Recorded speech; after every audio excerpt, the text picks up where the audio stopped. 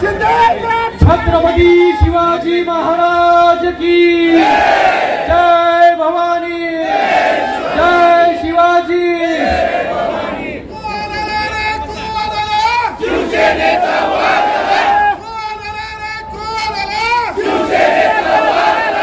एवढ्या उन्हामध्ये कित्येक तास आपण सगळे लोक इथे बसला। मी पाहतोय सुरुवातीपासून एकही जण जो आहे तो इथून हल्ला नाही, एकही बहीण जी आहे ती उठली नाही, एकही भाऊ न उठला नाही। याच्यावरून आता मला पूर्ण विश्वास झालाय राणादादा की लोकांनी आता ठरवलंय। काय ठरवलंय? करेक्ट कार्यक्रमाचा। आज या धाराशिव कळंब या मतदारसंघाचे उमेदवार अजित पिंगळेजी यांच्या प्रचारार्थ आपण सगळे लोक उपस्थित झालो। आज व्यासपीठावरील उपस्थित मान्यवर राणा रणजितसिंहजी पाटील, आपले शिवाजी आप्पा कापसे, शिवसेनेचे जिल्हा प्रमुख सूरजजी साळुंके, सुशीलजी शेळके, सरलाताई खोसे, अनिलजी कोचरे, अविनाश खापे, नितीनजी काळे, सुधीरजी पाटील, अजितजी घुले, एनसीपीचे जिल्हा सचिव लक्ष्मणजी हुलजुते, तालुका अध्यक्ष शिवसेना अनंत वाघमारेजी, दत्ता तनपुरेजी, शिवाजी लकडेजी, प्रशांत लोमटेजी, बालाजी गायकवाड, प्रवीण यादव, अमर मडके, मीनाज शेख, खंदारेजी, मतीन पाटील पटेल, त्याचबरोबर मोतीराम मुळेजी, व्यंकट लाळेजी, सरोजनी राऊत, भारती गायकवाड, अजित लाकडे, याच्यामध्ये सर्व नावं घेतली आहेत। आता ज्यांनी मला यादी दिली कुठलं नाव राहिला असेल तर त्याला आपण पकडायचं। आणि नितीन लांडगे आमचा युवा सेनेचा आज कार्यकर्ता जो ठाण्यामध्ये काम करतो, आज या धाराशिव मध्ये आल्यानंतर सर्वप्रथम मला वाटतं या धाराशिव मध्ये ज्यांनी शिवसेना रुजवली वाढवली असे नरसिंग जाधवजी यांची आठवण जी आहे ती केल्याशिवाय राहत नाही। आणि नरसिंगजी जाधव हे ठाण्यामध्ये जसं धर्मवीर आनंद दिघे साहेबांनी शिवसेना वाढवली रुजवली त्याचप्रमाणे या धाराशिव मध्ये देखील आणि त्यांचं जे नातं जे होतं दोघांचं तेही नातं आपल्या सगळ्यांना माहिती आहे। आज या कळंब तालुक्यामध्ये आपली सभा होते आणि माननीय मुख्यमंत्री एकनाथजी शिंदे साहेबांनी एका शिवसैनिकाला जे आहे त्या 12 शिवसैनिकाला आज उमेदवारी दिली। त्यांनी त्यांचा प्रवास जो आहे पूर्ण सांगितला आणि तुम्हाला देखील माहिती आहे। आज या मतदारसंघामध्ये एक चांगला उमेदवार अजितजी पिंगळे यांच्या माध्यमाने आपण दिलेला आहे। त्यांचं काम जे आहे हे आपल्या सगळ्यांना माहिती आहे। एक शेतकरी कुटुंबामध्ये जन्म घेतलेला असा हा उमेदवार आहे आणि गेले 2.25 वर्ष आपण पाहताय की या राज्याचे मुख्यमंत्री एकनाथजी शिंदे साहेब यांच्या नेतृत्वाखाली महाराष्ट्र सरकार महायुती सरकार कशा प्रकारे काम करत आहे आणि त्यांच्या जोडीला उपमुख्यमंत्री देवेंद्र फडणवीस जी, अजित दादा हे दोघंही त्यांच्या खांद्याला खांदा लावून काम करत आहेत। 2.25 वर्षांमध्ये या महाराष्ट्रामध्ये अनेक निर्णय आपण घेतले। शेतकऱ्यांसाठी असेल, कष्टकऱ्यांसाठी असेल, लाडक्या बहिणींसाठी असेल, लाडक्या लेकींसाठी असेल, युवकांसाठी असेल, सगळ्यांसाठी निर्णय जे आहेत ते आपण घेतले। अगोदरच्या 2.5 वर्षाचं सरकार आपल्या सगळ्यांना माहिती आहे की त्या 2.5 वर्षांमध्ये कोरोनाच्या नावाखाली सगळं काही बंद करून ठेवायचं काम केलं होतं। या 2.5 वर्षांमध्ये शेतकऱ्यांना कुठला दिलासा दिला नाही किंवा युवकांना दिला नाही किंवा महिलांना दिला नाही। पण या 2.25 वर्षांमध्ये आपण जर पाहिलं की रेकॉर्ड तोड निर्णय जे आहेत ते आपल्या सरकारने घेतले। अनेक निर्णय जे आहेत ते आपल्या माता भगिनींसाठी घेतले। इथे देखील लाडक्या बहिणी मुख्यमंत्र्यांच्या मोठ्या संख्येमध्ये उपस्थित आहेत ना लाडक्या बहिणी? किती आहे तिकडे लाडक्या बहिणी? जर हात वर करा, कोणाकोणाच्या अकाउंट मध्ये पैसे आले सांगा मला जरा। सगळ्यांच्याच आहे। अशीच परिस्थिती जी आहे पूर्ण महाराष्ट्रामध्ये आहे।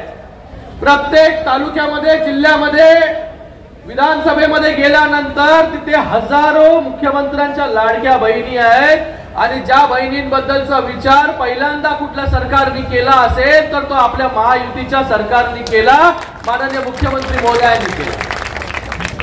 त्याचबरोबर शेतकऱ्यांना 1 रुपयामध्ये पीक विमा, त्याचबरोबर शेतकऱ्यांना जे केंद्राकडून मोदीजींकडून 6,000 रुपये मिळत होते त्याच्यामध्ये अजून 6,000 रुपये देण्याचं काम आपल्या सरकारने केलं आणि आपलं सरकार आता पुन्हा आपल्या आशीर्वादाने आल्यानंतर ते 12,000चे 15,000 रुपये आपण करणार आहोत। 15,000। त्याचबरोबर शेतकऱ्यांना कृषी पंप 7.5 HP पर्यंतच्या कृषी पंपावरती 1ही रुपये जो आहे बिल भरावा लागणार नाही, ही देखील पहिल्यांदा योजना आपण आणली पहिल्यांदा। त्याचबरोबर आपलं सरकार आल्यानंतर आपण 10 वचनं दिली आहेत। त्यातलं एक वचन आहे की शेतकऱ्यांना जे आहे पूर्णपणे कर्ज माफी जी आहे ही महायुतीची सरकार करणार आहे। आणि आपल्या सगळ्यांना माहिती आहे की जे वचन महायुतीचं सरकार देतं, माननीय मुख्यमंत्री महोदय देतात, पूर्णपणे ते वचनाचं पालन जे आहे करण्याचं काम मुख्यमंत्री महोदय करतात। लाडक्या बहिणींच्या बाबतीत पण असं झालं की लाडक्या बहिणींची योजना आल्यानंतर सगळे सांगितले फसवी योजना आहे, पैसे मिळणार नाही। 2 महिन्यांमध्ये जे आहे लाडक्या बहिणींच्या अकाउंट मध्ये पैसे आले 3,000 रुपये। नंतर म्हणाले की 3ऱ्या महिन्याचे येणार नाही, 3ऱ्या महिन्याचे आले, नंतर म्हणाले 4थ्या महिन्याचे येणार नाही, तर 4थ्या आणि 5व्या महिन्याचे एकत्र पैसे जे आहेत ते अकाउंट मध्ये आले। हे आपलं सरकार जे म्हणतो ते करून दाखवण्याची हिम्मत जी आहे ती आपल्या सरकारमध्ये। गेल्या 5 वर्षांमध्ये आपण जो आमदार निवडून दिला, जो खासदार निवडून दिला, कशा प्रकारचे त्यांची कामं आहेत मला वाटतं माझ्या अगोदरच्या वक्त्यांनी चांगल्या प्रकारे सांगितलं। कशामध्ये त्यांना जास्त इंटरेस्ट आहे ते देखील इंटरेस्ट आहे।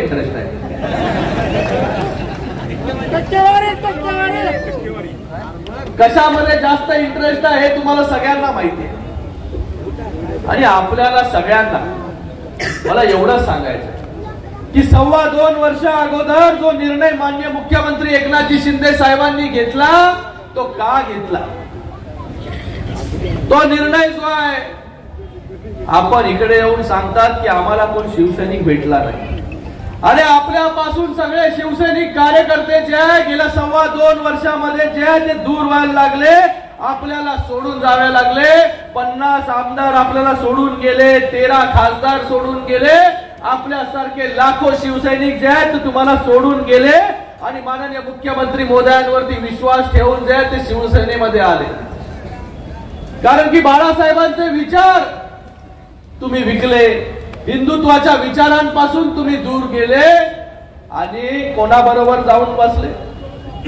बाळासाहेबांनी ज्यांचा नेहमी विरोध केला, नेहमी द्वेष केला, त्या काँग्रेसच्या मांडीवरती जाऊन बसले।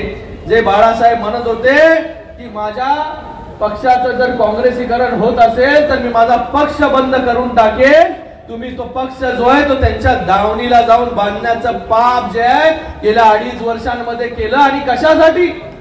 फक्त सत्ता आणि खुर्ची, फक्त सत्ता आणि खुर्ची। पण सत्ता आणि खुर्ची आल्यानंतर लोकांसाठी काय केलं तुम्ही? तुमची जी उडी आहे ही फक्त माझं कुटुंब आणि माझी जबाबदारी याच्या पुरतच मर्यादित राहिले। फक्त कुटुंब कुटुंबापुरतं मर्यादित राहिले, कुटुंबातील लोकांना मंत्री कसं कराल याच्यापुरतं जे मर्यादित राहिले, स्वतः मुख्यमंत्री झाले, मुलाला कॅबिनेट मंत्री केलं, पण एका साईडला माननीय मुख्यमंत्री एकनाथजी शिंदे साहेब मुख्यमंत्री असताना त्यांचा मुलगा 3 वेळा खासदार असताना देखील एका सामान्य शिवसैनिकाला मंत्री केलं.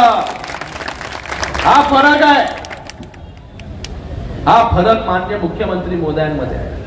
आज सगळ्या कार्यकर्त्यांना पुढे घेऊन जाण्याचं काम करतायत, सगळ्यांना एकत्रित घेऊन जाण्याचं काम करतायत. म्हणून आज 2.25 वर्षांमध्ये जे काम मुख्यमंत्री मोदयांना जमलं ते 2.5 वर्षांमध्ये करू शकले नाही. प्रत्येक घटकापर्यंत आपण पोहोचलो, प्रत्येक लोकांपर्यंत आपण पोहोचलो. एवढ्या योजना ज्या आहेत आपण या महाराष्ट्रामध्ये घेऊन आलो, त्याचा परिणाम जो आहे तो आज महाराष्ट्रावर फिरत असताना मला दिसतो. सगळीकडे एक चांगलं वातावरण आहे, महायुतीचं वातावरण आहे. सगळे लोक भेटल्यानंतर शेतकरी जे आहे अगोदर जेव्हा दौऱ्यावरती गेल्यानंतर अंगावरती यायचे की आम्हाला पीक विमा नाही मिळाला, आम्हाला अमुक नाही मिळालं, आम्हाला तमुक नाही मिळालं. पण काल मी नेवासामध्ये होतो तर तिकडचे शेतकरी खालून ओरडून सांगत होते की आमच्या तालुक्याला जे आहे पीक विम्याचे 90 कोटी रुपये आले, आम्हाला 6,000 रुपये जे ते राज्य सरकारकडून आले आणि आम्हाला पीक विमा फक्त 1 रुपया भरावा लागतो.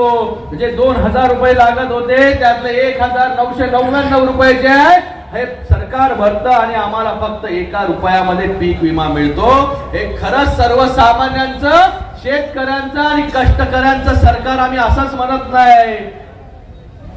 खरंच हे सर्वसामान्यांचं सरकार, कारण की सर्वसामान्यांमधून आलेले मुख्यमंत्री आहेत. सर्वसामान्य शेतकऱ्याच्या पोटी जन्म घेतलेलं हे नेतृत्व आहे. रिक्षा चालून परिवाराचा गाडा ओढणारे रिक्षा चालक हे सामान्य शिवसैनिक, ते महाराष्ट्र राज्याचे मुख्यमंत्री. म्हणून आपल्यामधल्या आपल्या घराबद्दल दुःख, संवेदना, गरिबाच्या काय संवेदना आहेत ते त्यांना कळतात. म्हणून गरिबाला कशी सवलत देता येईल, त्यांच्यापर्यंत सरकार कसं पोहोचेल याच्यासाठी ते काम करत असतात. आणि त्याचा प्रत्यय आज महाराष्ट्रामध्ये फिरत असताना राणासाहेब एक समाधान वाटतं. जी मेहनत मान्य मुख्यमंत्री, उपमुख्यमंत्री महोदय करतात, 18 20 तास काम करतात.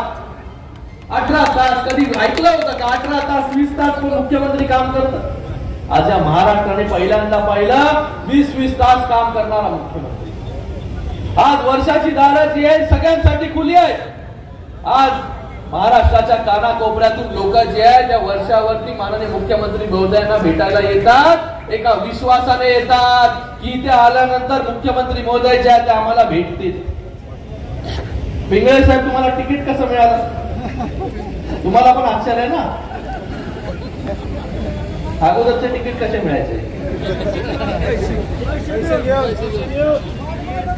आज एक चांगला कार्यकर्ता कापसे साहेब पण इकडे बसलेले आहेत, त्यांचं काम देखील खूप मोठं आहे, त्यांचा पण मी खूप खूप धन्यवाद व्यक्त करतो. कापसे साहेबांचा देखील धन्यवाद व्यक्त करतो की जेव्हा पक्षाचा आदेश आला, तिकीट जे एकाला मिळालं त्याच्यानंतर ते देखील कामाला जे आहेत ते तिथे लागलेले. आज जिल्हा प्रमुख सगळे भरपूर लोक इच्छुक होते, पण आज सगळे लोक जे आहेत ते पिंगळे साहेबांचं काम करायला एकत्रित एका व्यासपीठावरती उपस्थित आहेत. का? कारण की आपल्याला जे आहे महायुतीचं सरकार जे आहे हे निवडून आणायचे, जे सर्वसामान्यांचा विचार करते. नाहीतर अगोदर 2.5 वर्ष फक्त थंड पाणी प्या, कोमट पाणी प्या आणि काय मगाशी काय म्हणाले होते, काय दिलं 2.5 वर्षात? फेसबुक लाईव्ह, थंड पाणी कोमट पाणी, थंड पाणी कोमट पाणी. अरे अजून काय? अरे काय परिस्थिती, जेव्हा पूर्ण ताकद होती तेव्हा सर्वसामान्यांसाठी काही करू शकले नाही. घरामध्ये लपून बसले, घाबरून बसले आणि सामान्य शिवसैनिकाला जे आहे वाऱ्यावरती सोडून दिलं. असं नेतृत्व अगोदर माननीय मुख्यमंत्री एकनाथजी शिंदे साहेब कोविडच्या काळामध्ये पीपीई किट घालून हॉस्पिटलमध्ये जायचा. आपला कार्यकर्ता जर आजारी होता कोविड मध्ये तर त्याला भेट देण्यासाठी, त्याला विश्वास, त्याला दिलासा देण्यासाठी उभे राहायचे. कोणाला रेमडेसिवीर पाहिजे, कोणाला ऑक्सिजन पाहिजे, हे असं आपलं नेतृत्व आहे. आणि आपल्या सगळ्यांना अभिमान आहे, आपण त्यांच्या नेतृत्वाखाली काम करतो आणि आज पूर्ण महाराष्ट्रामध्ये प्रत्येक घटकाला त्यांचा अभिमान आहे की असं एक नेतृत्व जे आहे महाराष्ट्राला मिळालं ते सर्वसामान्यांसाठी जो आहे हा विचार करतो. तर आपल्याला जे 2.5 वर्षामध्ये आपण काम केलं ते काम जे आहे ते आपल्याला पुढच्या 5 वर्षांमध्ये त्याच्यापेक्षा जास्त ताकदीने करायचं आहे. म्हणून महायुतीचं सरकार जे आहे पुन्हा या महाराष्ट्रामध्ये आपल्याला आणायचं. आज इकडे अनेक प्रश्न आहेत, रस्त्यांचे प्रश्न आहेत. आता पाहिजे रस्त्यांचे प्रश्न असतील, MIDC असेल, त्याचबरोबर डॉक्टर बाबासाहेब आंबेडकरांचं स्मारक असेल आणि आई येडेश्वरी देवस्थानाचा विकास असेल. मी तुम्हाला सांगतो, मी तुम्हाला सगळ्यांना एक शब्द इथून देतो, आश्वासन मी बोलत नाही, आश्वासन खूप लोक देतात. तुम्ही जे आहे हे या मतदारसंघामधून आपला हक्काचा आमदार जो आहे तो विधानसभेमध्ये पाठवा, अजितजी पिंगळे यांच्या रूपाने. आणि आता तुमची जबाबदारी अजून वाढली आहे. कळंब तालुक्यातील आपला हा सुपुत्र आहे, भूमिपुत्र आहे, तर त्याच्या मागे कळंब तालुक्याने जे आहे पूर्ण ताकदीने उभं राहायला पाहिजे. उभं राहणार की नाही? सगळ्यांनी पूर्ण ताकदीने जे आहे या कळंब तालुक्याने उभं राहिलं पाहिजे आणि अजित पिंगळे यांना मोठ्या मताधिक्याने आपण निवडून आणा. पुन्हा अजित पिंगळे जेव्हा आमदार होतील, जसं बाकी मतदारसंघामध्ये आज जर आपण गेला महायुतीच्या राणासाहेब, आपल्याला माहिती आहे की प्रत्येक आमदाराला हजारो कोटी रुपये निधी देण्याचं काम जे आहे ते आपल्या सरकारने केलं, महायुतीच्या सरकारने केलं.